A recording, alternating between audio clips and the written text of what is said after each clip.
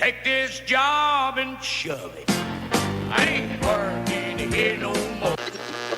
Everybody's working for the weekend.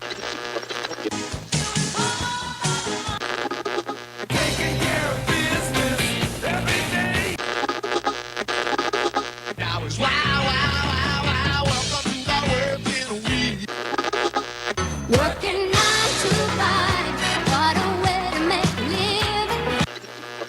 Minimum wage. Yeah!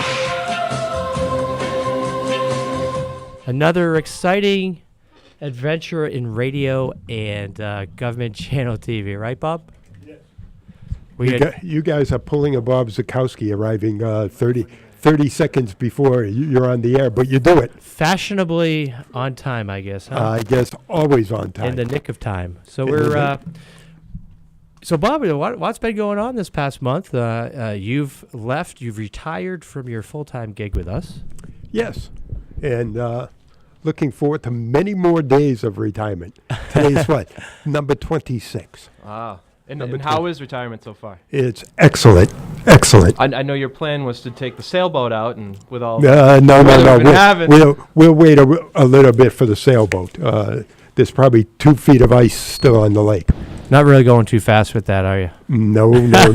So, we're excited that you're going to stay on as our producer extraordinaire. So thank you for that. I like that extraordinaire. Nobody could fill those shoes, I think. That's why. Yeah. So you can hear my voice. I've got a bit of a cold. Been battling a cold lately. You know, I think I caught it from you. You're blaming me. It's like going around everywhere. You're blaming me. Some say that you were the carrier of the... You know, you were coughing yesterday. How do we know that you didn't use like a public water fountain type thing, and you like? Well, I was drinking out of your cup after you left it on the table, so you left a couple sips of coffee. You're using my spoons. It's just not a. Yeah, I don't know how it happened. We don't know how it happened, but at any rate, sorry to hear that. It is something you might want to get a handle on because it just kind of crept up on me. It's been like 2 weeks now. But let's give you a good radio voice though. Gives me an edge, right? This is Jeff Turgeon. Now that was a mocking. Jeff, hey, how's everyone doing out there? Almost like Wolfman Jack. Yeah, gravelly. I'm going to have to do I'll narrate a book series or something, yeah.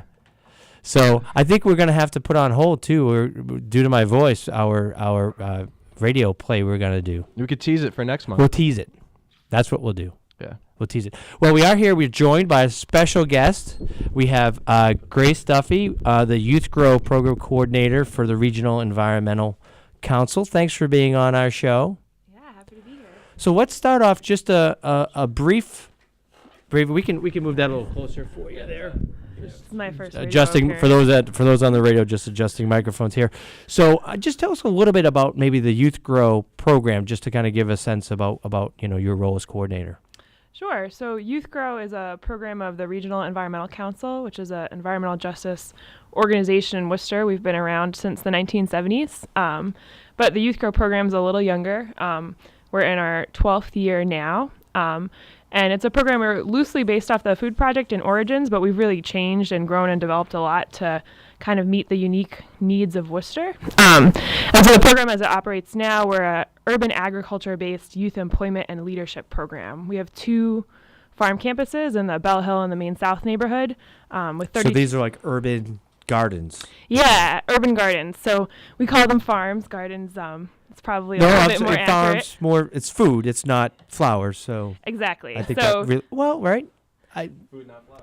Food, not flowers. The kids spend the summer learning about food systems, growing food. We sell it at our farmers markets, which are designed to serve low-income, underserved communities in Worcester, but they're also gaining job skills that will help them in the future. That's great. I know it's a very highly regarded program, and a lot of people just rave about all that the young people are learning, and how we kind of interact regularly and get to know each other was through YouthWorks, which some of the placement for young people in the YouthWorks program are at Youth Grow. And again, we always get rave reviews.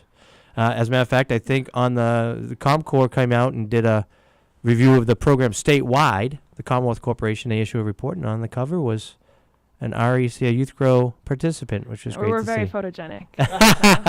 So part of though, it is a state-funded program. YouthWorks. It gives young people a chance to get experience, hands-on experience in a work site, in a work setting, paid through, subsidized by the state program. And I know that you've also, there's a lot of interest in young people in advocating for it and getting the word out about the benefits of the program. So you tell us a little bit about the event that you had. It was an event at the State House this past week. So maybe talk a little bit about that event. Very cool event. Yeah, so last week we attended the Youth Jobs Rally, which is a statewide event focusing on drawing attention to the issue of youth employment and youth unemployment. So this rally has been happening since 2008, and it's organized by a statewide coalition called the Youth Jobs Coalition, which are community organizers, youth-serving agencies, and different advocates throughout the state who really believe the issue of youth employment is important and worth funding and worth keeping in the public eye. So we've participated as just attending the rally for the past 5 years, every year. But this year we had kind of a more exciting and involved role. That's great. And we had, I think a couple busloads of young people go out this year. Yeah, this year for the first time, Worcester was able to fill two school buses. So we had the most representation out of any city outside of Boston at the rally. I also think we were the loudest. MC for the event was a young person, which is exciting enough, but it's a young person from, I think, your program, right? Yes. So the MC for the event was a young man named Ralph Wea. He's a North High senior, and he's a junior staff of the Youth Grow program. That's amazing to be up there in front of all those folks and confidently. Well, that's what I'm saying. I mean, I'm not even, super comfortable like presenting in front of a bunch of people. To have a young person, what a great experience right there.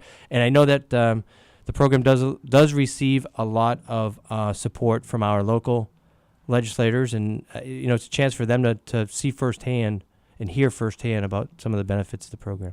Yeah, and it's a really great experience, too, for the youth who are able to attend, even those who aren't MCs or in leadership positions, because they get the opportunity at the end of the rally to go to the State House and to speak to the representatives, elected officials, and aides about these issues, which I think is helpful for the elected officials to hear it from the youth themselves, but it's also helpful for the young people to get some firsthand experience into the legislative process. Yeah, and just seeing, for a lot of the young people, it's probably their first time at the State House.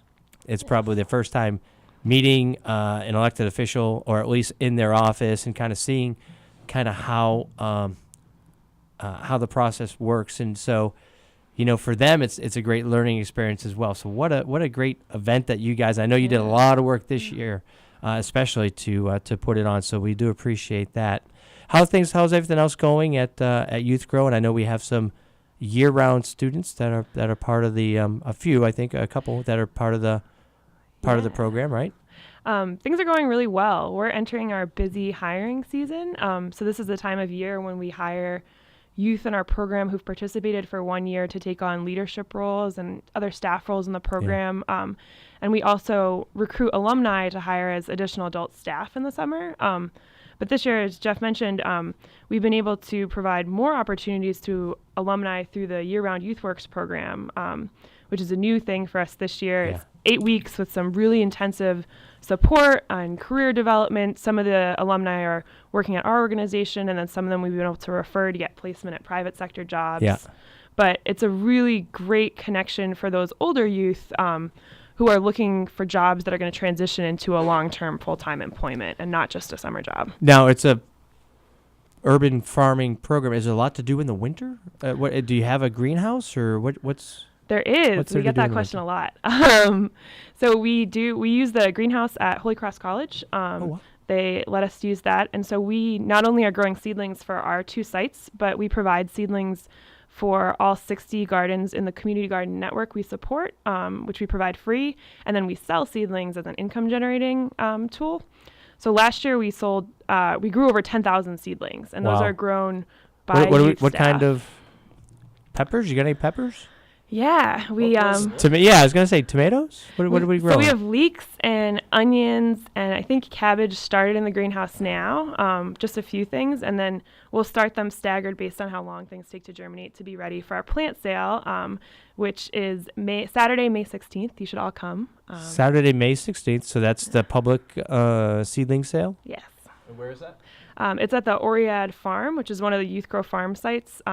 It's right down the end of Oriad Street off of Main near the YMCA in our office. Well, that's great. Again, thank you for being here and taking the time to tell us about the event. Sean, you have something? We've got a game. If we could We're gonna do a game. We'll do that. switch the microphones over. So as a tradition with all our guests, we do a little game. Jeff gives out the prizes, so you have to hound him down if you win. We do a celebrity first job game. So a lot of celebrities now, they're in the public eye, but they started somewhere and they started with a first job, sometimes a weird one. So we've got Johnny Depp. Are you familiar with Johnny? I am. Yeah, big fan? Yeah, medium. Yeah, all right. So what did Johnny Depp start his job with? I'll give you 3 choices and then you can pick one. Okay. Did he start selling pens over the phone? So like a phone pen salesman. All right. Ballpoint, fountain, all the classic styles. I chime in. I'm not sure anyone can. So I imagine he's making the phone call and he's like, "Hey, you need to buy a pen. Let me tell you the number to write down this number to go and buy the pen." I don't have a pen. Yeah, right. Exactly. Okay.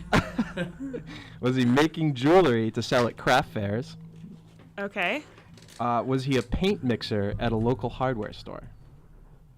So there's 3 choices there. Again, we've got selling a pen salesman over the phone, making jewelry to sell at craft fairs, or a paint mixer at a hardware store. Okay.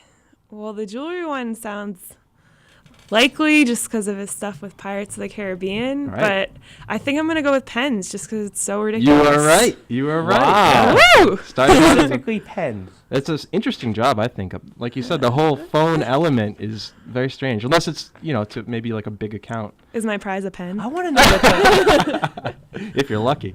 Well, we do have a prize we're going to have to ship out to you. We don't have it here for security purposes. We can't have it here in the studio. Briefcase full of money. Yeah, that's a mug. But we'll get it to you.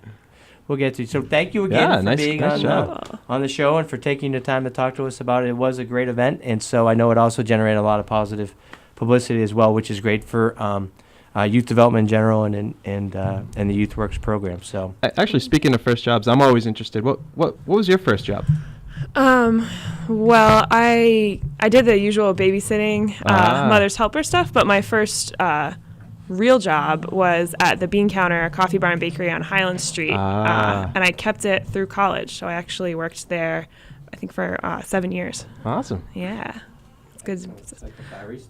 Yeah. The barista. Yeah. Well, thank you again. Yeah, And well, we're thank you gonna for having me. We're going to shift the microphones again. Thanks, Grace. You're welcome to hang out, Grace, and watch the magic unfold here. Get a lot of industrial noises when you move the mixer. Oh, yeah. Yes. Exactly. We all So, settled down now.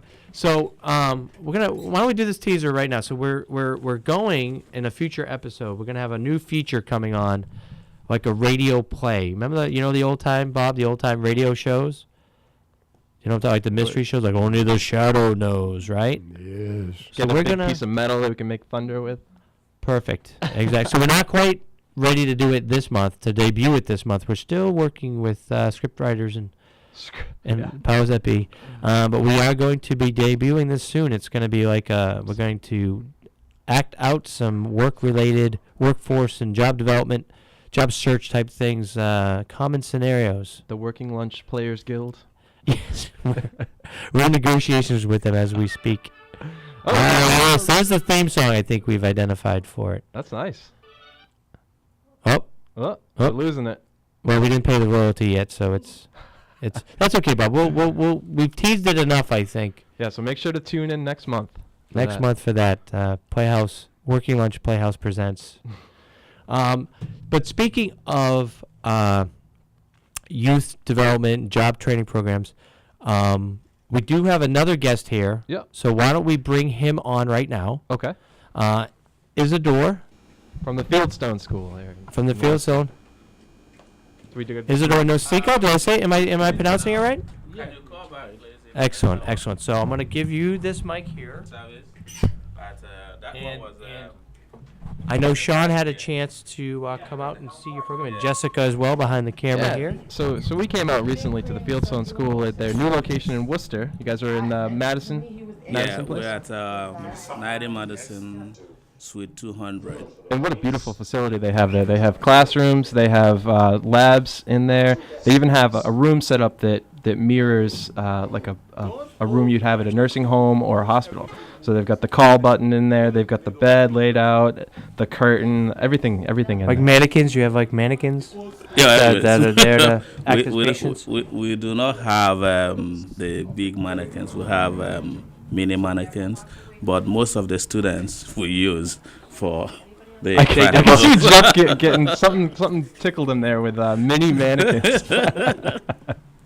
You're smiling. At him. Did you No, have a just- comment? Or- No, I'm just picturing it in my mind, having Yeah. these small. No, most of those ones we use to do, like if we're going to have a CPR training, so that you. So just to give people maybe a better frame of reference, that's the building, the same building, a different part of the building that Social housed. Security. It's like Ping's Garden is famous over there. Yes. Back in the day, and Yep. Social Security Yeah. office is Yeah, over actually there, we're on so- the same level as Social Security. So And they're Fieldstone is one of the premier healthcare training facilities in the city. So you do phlebotomy, Yeah. CNA training. Yeah, we do phlebotomy, EKG, or they call it electrocardiography, and CNA, we combine it with home health training as well. So most people that take the training have dual certificates, which they can use to work anywhere they want to work. It's interesting because what happens is most of the people that do take the training can work in the hospital, they can work in the nursing homes, they can work as home health aides in the home health agencies, and anywhere they feel like working. One good thing is that our training program is good, and we pride ourselves as one of the best. Absolutely. And so the well, different and your program is highly regarded as one of the best training programs in the region. So I Yes. give you kudos for that, and that comes Thank you from very much. I guess the where the rubber meets the road on that is with the employers and how they feel about your training programs, and they're the ones that I think are really expressing. Yes, the employers, one good thing is that the employers do, whenever we have our graduations, they call to come in to recruit from the school. So we're one of the schools that they do that. And our students like it because they can choose who to work for. Yeah, they have some options. Yeah. And the other thing about your employer partnerships is you have they go through an internship, or is it called clinical? Or? Yeah, they go through clinical. We have our clinical site at Holy Trinity Nursing and Rehab Center. And do all the different programs go through that? Like with phlebotomy, EKG, CNA, they all do that clinical? Yeah, phlebotomy goes through a 3 weeks internship at 3 weeks, wow. Yeah, at Reliant Medical Group clinics scattered all over. And when somebody comes in for training, do they choose which training they want to go to? Are they different lengths? How does somebody come in and? Yeah, they most times people will come without any training in mind. They just want to investigate. So sit down with them, educate them on what What the different each ones training, are, right? entails, and what they can get out of it, and the duration. Yeah. So most times, if you don't